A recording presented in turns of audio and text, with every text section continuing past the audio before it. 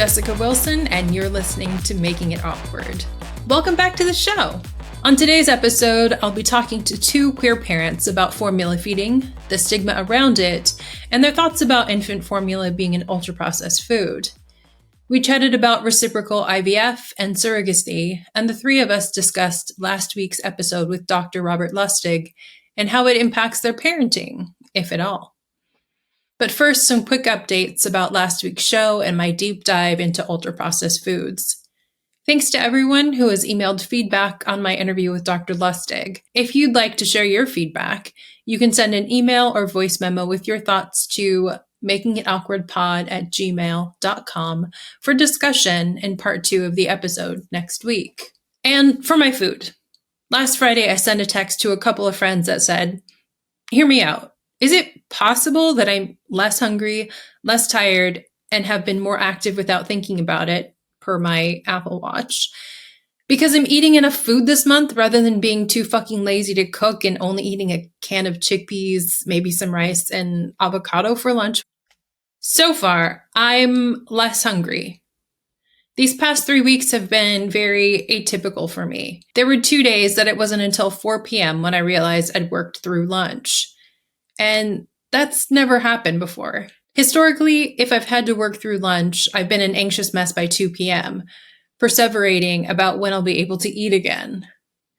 Reflecting on what research studies, quote, experts, unquote, and Dr. Chris Van Teleken's own experiment on himself, my experience is absolutely the opposite of expectations.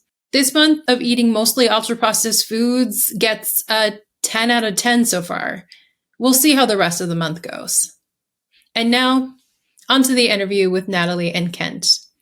Natalie Ingraham, PhD, MPH, she, her pronouns, is an assistant professor of sociology at SUNY Farmingdale. She earned her PhD in sociology from UC San Francisco and her master's in public health from Indiana University. Her research examines the intersections of body size, gender, sexuality, and health. She's lucky enough to be navigating queer family life and parenthood with her husband, James. Natalie is also my goop friend for my book. Kent Thomas is a social worker living in Tacoma, Washington, with his husband and 5-month-old son. He is creating a world with less restrictive rules and more autonomy, especially as it relates to bodies and queerness. He's widely known for his leadership with Do Better Young Life. When Kent isn't doing daddy things, he works in the eating disorder field and dabbles in community organizing. Kent and Natalie, welcome to the podcast. Hey there. As we start, do you two want to tell a bit about your kiddos and baby things? So my kiddo is 18 months old. My name's Alice. I am queer, and my husband is queer and trans, and so we did reciprocal IVF to conceive. We were originally going to use my eggs and then weren't able to because anesthesia wouldn't sign off on my egg retrieval.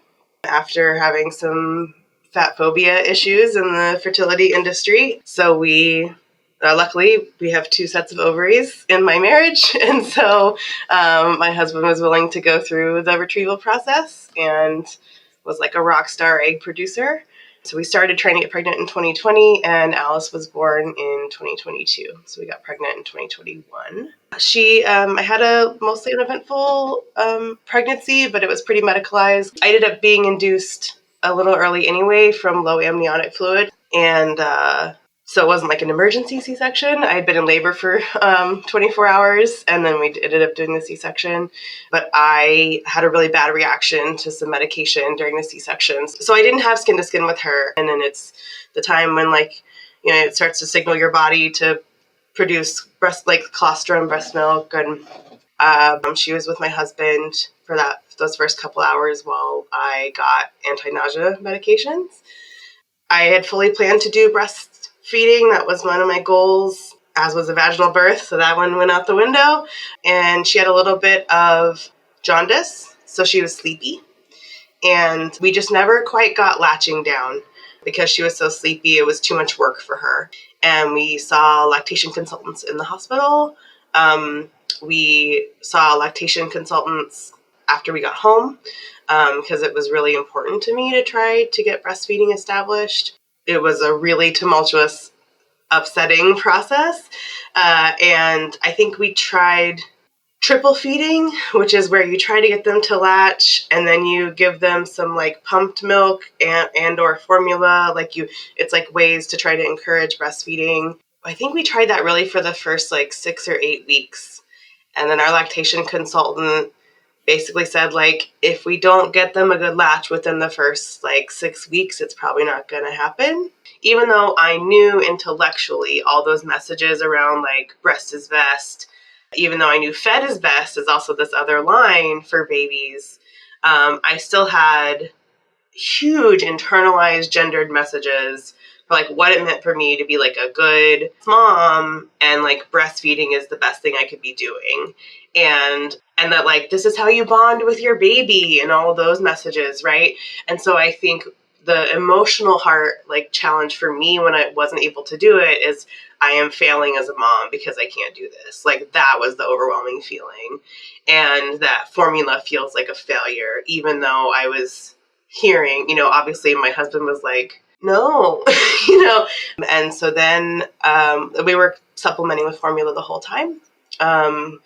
And I was like an underproducer. I never made enough for her to fully eat from me. So we got donor milk for a while, but we were always supplementing with formula. And I pumped for about 9 months. I think it took like lots of conversation, like get out of my head enough to be like, no, actually what like is better for my baby is for me to be present and not like pumping 5 hours a day and tied to this thing and like unhappy and having to take all these extra medications and supplements and doing all this extra labor for like a few ounces of breast milk. It took me a long time, even though I know intellectually all those things.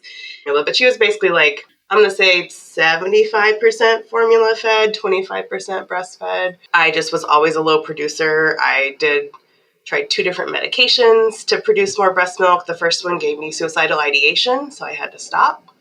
And the second one I had to order from an international pharmacy because it's not technically available in the United States for breast milk purposes. So I did a lot to breastfeed because I felt really strongly about it. But when your kid is screaming hungry, like you want to give them whatever will make them full. So, and then she was formula fed from 9 months until 12 months when we moved her over to whole milk and off of formula.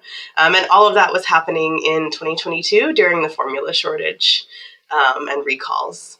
So it was sometimes a very, very stressful experience. I was like trading with other moms who had babies of figuring out like if I saw what they used in the store, I would buy it and vice versa. When that's your only feeding option, and we had decided to stop using donor milk based on illness concerns, what else are you gonna do? So it was a very stressful time. And, moving into feeding, like transitioning into solids was also stressful. And like being in charge of somebody's first solid nutrition is like a different kind of stressful. Especially now that we're like making her lunch every day for daycare, right? There's this whole intense culture around like, what do you put in lunch boxes and like who's judging what you put in there and how much, like what do you put in what they'll actually eat versus the ideal of what you'd like them to eat. So every food stress related to parenting, I know that's just gonna keep happening.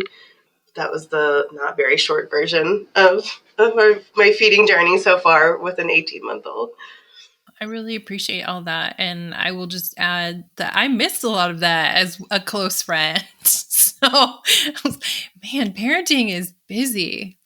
So, thank you for sharing that, especially with everyone and with me. I feel very honored to hear that. Kent, what about you? Yeah, so I have a 5-month-old. My husband and I had our baby named his name is Bo through surrogacy last April, and yeah, we had like a lovely surrogate and lovely egg donor, 2 different people, and yeah, like just kind of aside from formula stuff, like the whole surrogacy process. If I think too hard about it, it's so weird, like just like, whoa. And so I'm thankful, like there have been a lot of like great relationships that have come like through our egg donor and surrogate who we didn't know beforehand. So thankful to like know them, and that has helped sort of like with some of the weirdness of like, we're giving you money so you'll like literally like use your entire body for 10 months plus all the things that happen on either end. So yeah, that's a lot. And all that said, like now having Bo here just is like so good. Like I just feel so lucky that he's here. And he's been formula fed like right out the gate. And I think there's definitely kind of like Natalie was saying, like I'm kind of just anticipating weird food like stress, even like though I don't want to feel it. It's like the world says so much shit around, and even like not, I think around like the breast milk formula stuff, I think for me it's been helpful to not even try to get into the weeds of saying like formula is just as good as, breast milk. Like to let it just be what it is, and like this is the reality of our baby, and to have our surrogate like pump and send breast milk across the country just wasn't feasible, and other options we just kind of went with formula. And I think something Mike and I have noticed really intensely is how easy formula is, like compared to our friends who have breastfed or have like tried to breastfeed. Like Natalie was saying, like that's so much emotion, like so much energy, so much. It just feels like so easy to do formula, which is something I think is a huge benefit of it, regardless of like the what is or isn't in it. And yeah, but with that being said, the messages around formula, and then I'm sure once we start solids and they continue to live their lives, like trying to figure out how to hear the messages around food and stuff. And like, I think for the most part, try to not pay attention, because it's like, okay, these people, like the person you talked with, Jessica, the sugar researcher, like people are so focused on these like minute things in food. And like, I just don't want that to be my life. I don't want that to be Bo's life. And so like trying to mostly tune it out and be with the weird feelings that come up. Because even as we do formula, like there's times where those kind of intrusive thoughts come in of like, is this not right? Like, should I be doing something different? And kind of honoring that it makes sense that like I love Bo so much. In hearing those messages, trying to be kind to myself. Like it makes sense I would have these fears, but like continuing to do what is feasible. Yeah, I think that's it. Just yeah, it's so great to have Bo here, and really huge shout out to our egg donor and surrogate. That's excellent. Yeah, I really appreciate both of you sharing very queer birth stories. Kent, I will throw in here that on the Mala episode, they corrected me on the straight but make it gay. And if you're comfortable, I'll say that came from you. Yes, yeah, that Mike and I are straight but make it gay.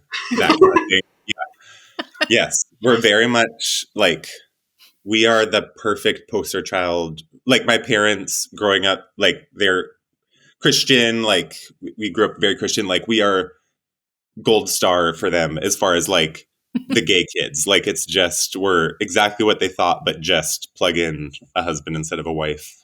And that, yeah, it comes with a lot of privilege. And, it's like, it's a joke, and it's also very serious. Like, yeah, we like get a lot of pats on the back, and then other queer people don't. But yeah, so straight but make it gay. Which now I say heteronormative because I've been, educated to not be, to still be inclusive of the straights. So, sure, yeah, that's important. Yeah. It's a lesson I'm still learning. You both mentioned some shame and guilt for, the breast milk versus formula. And with the Dr. Lustig, sugar researcher conversation, first of all, like, this is likely an obvious question or obvious answer. Is that helpful? Like, are you listening to his messages and being like, oh, I'm going to take this information and apply it to both me and my child? Like, what? Yeah, no, this is probably obvious, but I'm wondering, like, what comes up for you both as parents, but also as people when you're hearing these messages about ultra processed foods? Yeah, easy, no. Easy, like, suck everything. Like, that conversation, like, no, I'm, like, truly not going to spend my time worrying about Bo's mitochondria. Like, and if they're, like, what did he say, like, getting your mitochondria fit or something? And it's like, no, like, that's not at all what, like, I'm not even, he's operating on, like, just in another atmosphere that, like, I'm not, like, that's not what I'm going to focus on. It's impossible for me not to have those feelings of, like, ugh, like, should I worry about Bo's mitochondria kind of thing? But it's fairly easy to be like, okay, I'm going to let that be there and keep doing my thing. But yeah, what do you think, Natalie? Yeah, I mean, being honestly, like, until I feel like Jessica started talking about it or thinking about this ultra processed food thing, I didn't really think about formula as even a processed food. It didn't even occur to me that that was a label you would put on it, because I mean, I guess technically under food definitions, but my conceptualization of what a processed food is does not include formula. I guess I just think of, like, adult solid processed foods or drinks. And,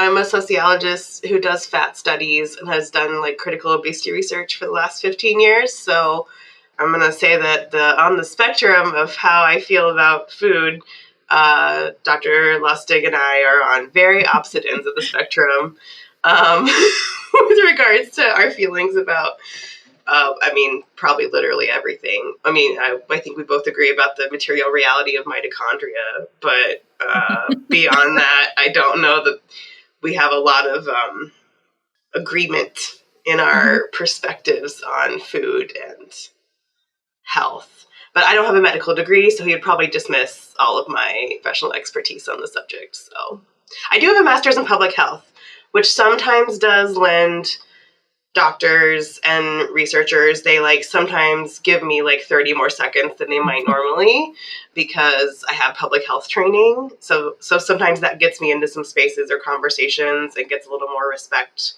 or privilege, I think. Whereas otherwise I might just be dismissed as, like, a fat sociologist who doesn't know what they're talking about. So Dr. Lustig and I are far apart. I went to the same university that he works at, but very, very far apart in our perspectives on this.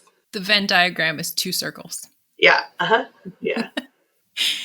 Dr. Lustig also mentioned that metabolic health is the goal. And I'm wondering, for both you as individuals, as parents, as queer parents, like, what do you think the goal is in raising a child? Or perhaps, obviously not but, like, what are your goals as parents? Metabolic health. I don't know that comes into play for me. I think one thing that I'm actually envious of for my kid, and a message that I really have internalized, is that she is at a point in her life where she is, like, fully listening to her body. She knows when she's hungry. She knows what kind of food she wants. She knows when she's done wanting to eat. And she, socialization has started on her, right? But, like, she isn't fully to a place, I think, of letting that influence her eating choices yet. I'm obviously, like, I have a lot of influence over her eating choices. I buy and prepare and, like, give her food, right? But I'm kind of envious that she hasn't, her sense of hunger and those sorts of cues haven't been ruined yet by dieting like mine have been, and haven't been influenced by peers who are dieting yet. I'm like, those are conversations that I have to think about. I have a girl child who's going to be gendered around that, and depending on what activities we put her in or she wants to do, there's going to be pressures around her body pretty early. So those are things I've thought a lot about. In terms of her metabolic health, I don't know that I've really thought about that. I guess I should have given a shout out to her sperm donor. Her genetic heritage doesn't include a lot of diabetes, so I don't know that is on my radar in the way it might have been if we had used my eggs, because I have a family history of diabetes, so that might have been something I think about, but probably not that much. I'm much more invested in having her have a as healthy relationship as possible with food in a way that I didn't, and having as healthy a relationship with her body as she can in ways that I certainly didn't as a fat child. So I'm much more invested in that part. And kind of weirdly for me, she's so far a very tall and thin child for her age. She's always been quite small on the percentage scales. And I was always a fat kid. So she continues to be like a very thin kid. I think I steeled myself in preparations for how to talk to her doctors about if she was larger. And I'm like, oh, if that doesn't happen, like, what will I get pushback about from her providers? I have to think about different things. But she's not genetically related to me, so there's a chance she's just going to, like, stay a skinny kid. And then it'll be different conversations about, like, having a fat mom, probably, because I imagine she'll get some comments from friends. Other fat parent friends of mine have gotten comments from their own kids or their kids' friends about, like, why is your belly so big? Like, pretty early on, like kindergarten, preschool even. So I'm thinking about, like, all that stuff way more. I want her to eat some vegetables, just like I have a goal for myself to eat some vegetables. I want her to be able to like a variety of food. Like, that's important to me. I don't want her to be like a white kid who can't eat anything with flavor or spice. Like, I think about that stuff when I'm thinking about her food, and I'm also thinking about, like, my reality as a working parent, and we're in a family with 2 full-time jobs, and we're in the middle of, like, moving and house chaos. So I'm like, what's going to be great is whatever she'll eat, and we can prepare with the limited cooking surfaces we have that week. Yeah, maybe I should be thinking about her long-term metabolic health, but I have enough shoulds swirling around in my head that I don't really need to add one more onto it. Especially in the conversation you had with Dr. Lustig, like, the metabolic health seemed definitely like a dog whistle for thinness, like, in eating as little as possible.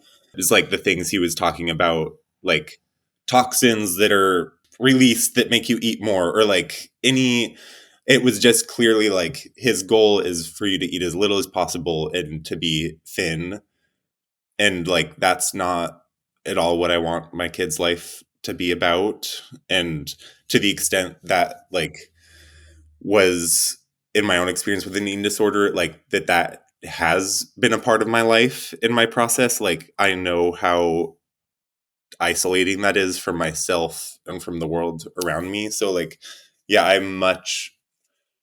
really, even if it was like, it's not a either or, but, like, I would much rather have Bo have a, like, gentle, connected relationship with the world and to have a fucked up metabolism. Like, and I, like, maybe to say a fucked up metabolism, I, like, mean that as a joke, but to have to have, like, metabolic health things that, like, are talked about, like, there's a lot of ways to live a life that is full and rich, way more than someone who's, like, obsessed with their metabolic health.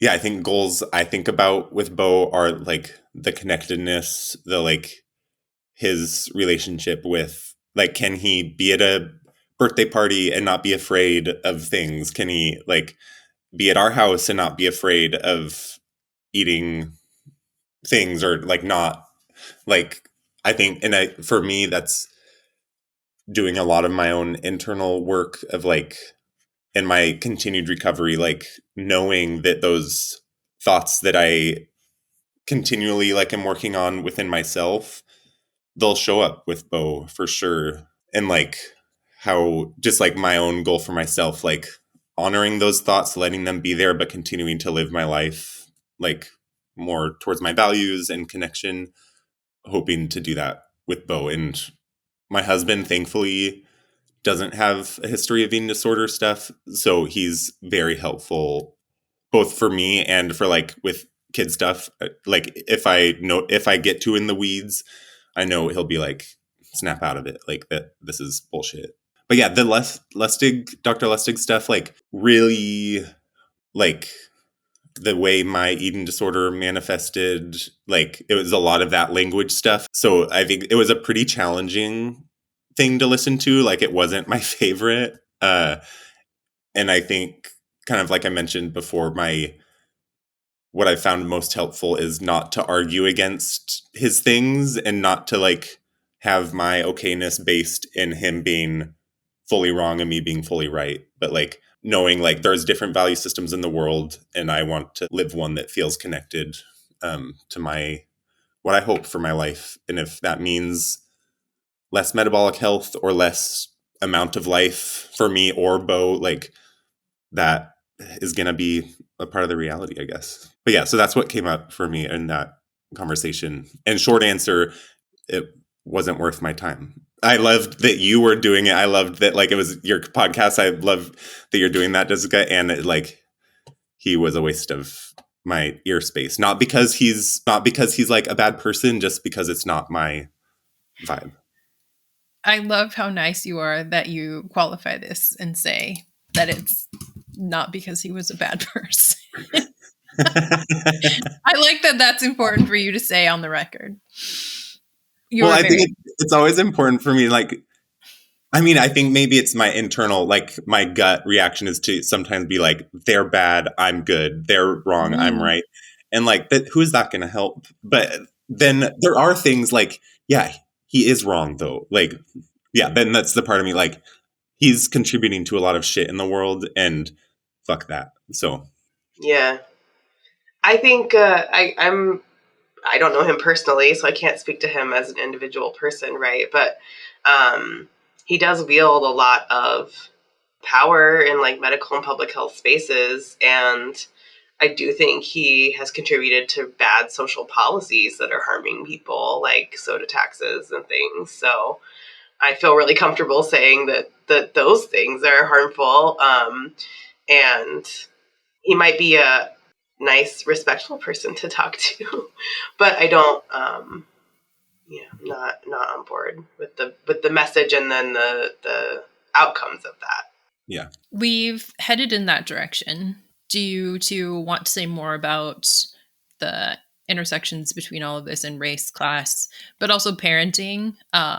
Natalie and Kent, you both kind of mentioned the environments that your kids will be growing up in. I mean, as a not parent, I always think that I would have perhaps a meltdown if my kid was around parents who were afraid of ultra processed foods and like had weird shit to say about it, and like how that is like wrapped up in their parenting and visions on class, race, and such. That's a very broad question, but do you want to tackle one arm or event diagram of such? Okay, well, so I'm a sociologist. I think a lot about race, class, and gender and the intersections of those things. I have colleagues who study like Black women's pressures around breastfeeding and formula and the history of sort of the waves that have gone in terms of gender and race intersections around formula being for very white middle class, families in the 50s and 60s. This is the new technology. Like, why would you be tied down to breastfeeding? That's old fashioned. It was very associated with like sort of the mammy, wet nurse kind of historical, right, use of Black women to feed white babies. And, when I think we saw the rise of WIC, like Women, Infant, and Children, and subsidized programs that started covering formula. So more, and we saw some of those welfare queen stereotypes starting to happen in the 80s and 90s. I think the perception of formula shifted. It became more associated with like Black and women of color, low-income women of color.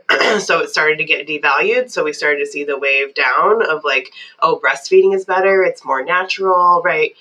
All those conversations that are coded to this is what these white middle class, upper middle class moms should be doing. I think it rides really heavily along like wellness influencer culture, certainly, right? Like crunchy moms, all of that conversation about why breast is best and that sort of thing, right? Like all those things travel together. When we were searching for donor milk to use, there's like a lot of the groups are called Liquid Gold as a nickname for breast milk that you can like join to like sort of trade breast milk informally. And I'm very thankful for the people that donated it. Like I felt good about taking that donor milk, and I was very thankful that they put in that extra labor to donate milk to other people who really wanted it. And I'm grateful that it's there for like NICU babies. There's good medical evidence that it's good for younger babies to have breast milk. It's hard. Like I think about all these trends, and I think about these race, class, gender intersections, but still wasn't able to like emotionally escape them, even as I knew all that. Yeah, and as you were talking, the gender thing of like how Mike and I being two cis guys like doing formula, there's no external pressure to do that. Like, of course, like physiologically we can't do that, but like just the fact that gender wise we don't have to like jump over all those hurdles to be like, this is why I'm doing formula, and like judgment as a parent, like that's something that we really like haven't even had to think about. So like just the gendered thing of like two dads formula is like the assumption. Yeah, I think it's interesting about the ways that class comes into that, and like, or especially as like two cis white gay men who have like the support financially. Like my parents helped us do surrogacy because we could never have afforded it. And just like the class ramifications of that, like we only have access to that because of the support from my parents. So like, yeah, that formula, like, yeah, there's a lot there that I don't have the words for, but yeah, the gender dynamics are for sure like super present there as far as like us having that ease there with formula. Oh, actually, the one other thing was the liquid gold of it all, like in our app, like to remind us, like when was the last time Bo ate? It's like, was liquid gold on the menu, or and then it was like, or bottled goodness or something, and it was like clearly like liquid gold, and then they were like, or bottled goodness, like it was clearly not as good, but like they wanted to say goodness too, just to like make it seem better. But on the menu. so yeah, some of those things of like assumptions around like whether it's in apps or like baby sleep training videos, just like that it's assumed that it's breast milk. And like, I mean, yeah, as far as my day-to-day life, like that has no impact on us really, but just something to notice. Natalie, you mentioned already that there are a ton of shoulds, so I just want to validate for both of you that, I do not have kids. I struggle with all the shoulds, so I am always amazed at parents. And when you all have a measured response to something, then I would rage about. So just shout out to you and all of the parents. Kent, you mentioned accessing and sourcing some not breast milk, not formula situation. Are you open to sharing how other gay dads have fed their children? Yes. Yeah, I got permission from one of my gay friends. My friend Ed and his late husband Gregory, they had a child in the mid 90s. So this is like even before a lot of the ultra processed whatever thoughts and messages. But they went like hardcore. I love Ed and he's amazing. And I just like love, they lived on an island and they found a goat named Bianca that they got just like raw ass goat milk from its udders and then would boil it at home. Then they had to add some thing to it that if they didn't add it, it would fully kill their baby.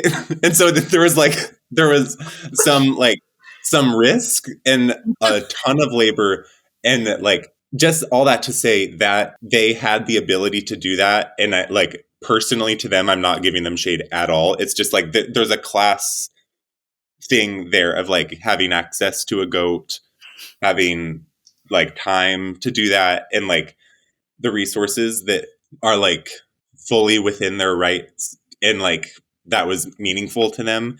And like there's a lot of folks who that wouldn't be accessible to, I guess. Like maybe Mike and I, like, we live fairly close to Bianca, so maybe we could have done that. But I think that was just something that came to mind of like the alternatives to formula are quite high cost. Do you know, like, if their child like grew up on like a wellness crunchy track, or just like I don't think so. Yeah, I think yeah, I don't think it was like I don't think they, from what I know of Ed, he's like super cool, super like open to a lot of foods and like not crunchy or like trying to put his kid in a box in that way. Yeah, I'm curious. I want to ask him more of like, I think I was more like focused on Bianca because like I love Bianca, the name for a goat, but like, so I didn't get so much into the reasons why they did that. But all this to say, if Ed is listening, I love you, and I'm only slightly making fun of Bianca.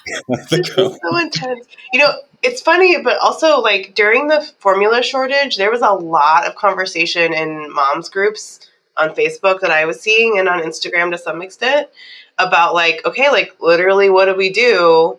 Like, how can we alter goat milk? How can we, like, you know, what's the safest of like non-formula milks that we could give our kids to keep them alive while we like panic, try to find samples. And I think people who, there was like this big discrepancy, people who were able to like buy a bunch at a time and like have a stockpile were in like a very different situation, and were like, so many people were generous if they had extras and were giving them away to people, giving away like free samples they had gotten from pediatricians and stuff. But there was like way more discussion of like alternative milks for kids, because people were just like, you know, my kid can't, especially for I think some babies who only tolerate, like they need like hypoallergenic formulas, like they can't just kind of eat whatever. You know, our kids seemed to be okay if we had to deviate between like name brand and store brand of things. And she was luckily, you know, we were lucky in that way. She didn't have any allergies. But yeah, it was like a real, like lots of discussion where I was like, I don't want to give my kid like goat milk. I don't like, where do I even get that? I mean, I was in the Bay Area at the time. I probably could have found goat milk, honestly, pretty easily. I'm sure if I go to a Whole Foods right now, there is absolutely goat milk there. Or like one of the many farmers markets, I'm sure I could have gotten goat milk. We would like some follow-up, Kent, on whether that child only eats organic food and grass-fed meat only. Like sugar-free cereals. Yeah. I can say with full certainty that they aren't, thankfully. Okay. Thankfully. Like, I'm pretty close with Ed, and I've seen enough. Their kid is now off to college, but they weren't almond dads. Yeah, thankfully not almond dads, which is so, I love that for them and for their child. That's, yeah. Awesome.